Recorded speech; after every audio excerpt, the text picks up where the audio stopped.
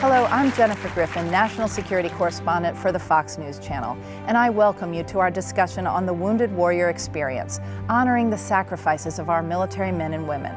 This broadcast is produced by the American Veterans Center and is filmed on location at the United States Navy Memorial in Washington, D.C.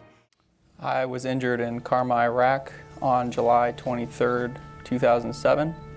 I was on a patrol, an area that had been notoriously a bad area, and just as I was passing word to my team over the radio, a 155 millimeter artillery shell detonated underneath my feet, and as soon as I could see my leg, and my pants were pretty torn and my leg was all twisted up, and I knew the leg was toast. I remember being extremely frustrated, being 23 and a very physically fit Marine, to being stuck to a wheelchair and trying to walk again.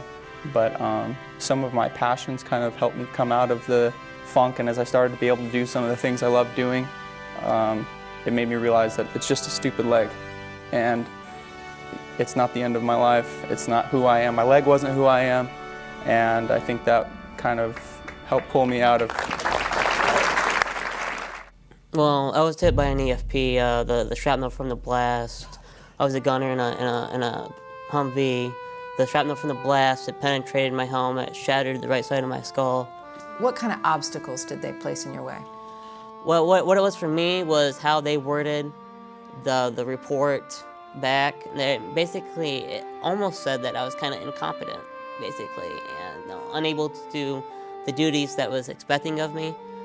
There's nothing I can't do. There really isn't. Anything that anybody wants me, I can do it. I don't look at anything as a disability, and I have TBI. I have issues with remembering stuff and recalling information, but who doesn't really? It was an interesting transition. I suffered from the TBI, medically evacuated from theater, and I mean, we're called walking wounded.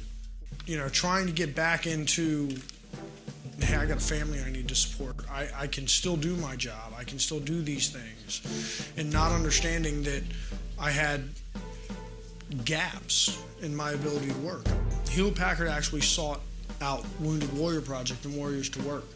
And I competed against 4 other people who were not injured, who didn't have brain injuries, who didn't have all these other struggles. I got the job. And I went back to my boss about 6 months after I started working there, and I said, hey, you know, I really appreciate the opportunity. And he told me flat out, he goes, you know, I didn't hire you just because you were a Wounded Warrior. I hired you because you were the most qualified of the job, and I knew that you were the most qualified for the job. He goes, now did I have to work with you a little bit more? Did I have to allow you time for VA appointments? Did I have to allow you time for these things? Absolutely.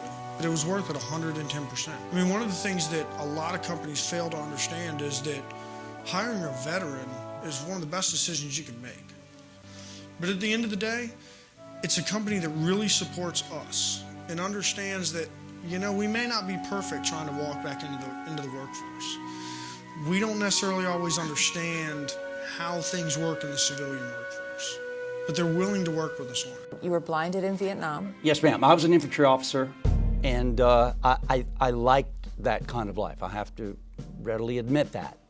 A lot of soldiers, you are a soldier. Terrible things can happen, and certainly getting totally blind, you know, was not a picnic. Once you feel like you get a finger hold somewhere, then you can begin to climb. Time is longitudinal, and so is getting better. Okay, first thing, getting out of bed. That's a goal. Get out of bed, okay? After you get out of bed, you need to get out of that room, and then you need to get out of that ward, and then get out of that hospital, and keep moving.